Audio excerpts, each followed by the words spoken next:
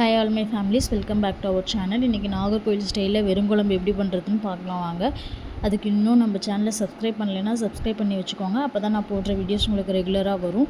இப்போ ஒரு மிக்ஸி ஜாரில் சின்ன வெங்காயம், தேங்காய், கொஞ்சம் சீரகம், ரெட் சில்லி பவுடர், மஞ்சள் இதெல்லாம் போட்டு நல்லா பேஸ்ட்டாக அரைச்சி எடுத்து வச்சுக்கோங்க. தென் ஒரு பேனில் ஆயில் விட்டுட்டு ஆயில் நல்லா ஹீட் ஆன அப்புறம் கடுகு ஆட் பண்ணிக்கோங்க. கடுகு பொரிஞ்சு வந்துட்டு அப்புறம் கொஞ்சமாக வெந்தயம், கருவேப்பிலை, அப்புறம் காஞ்ச மிளகாய் கிள்ளி போட்டுக்கோங்க.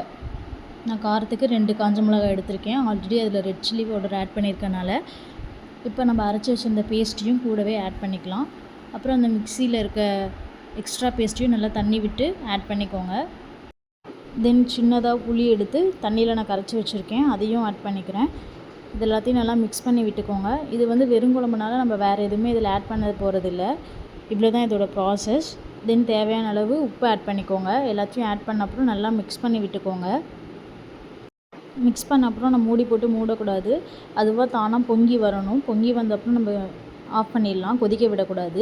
அவ்வளோதான், நம்ம வெறுங்குழம்பு ரெடி ஆகிடுச்சு. இந்த வ்ளாக் பிடிச்சிருந்துச்சுன்னா லைக், ஷேர், சப்ஸ்கிரைப் பண்ணுங்கள். தேங்க்யூ.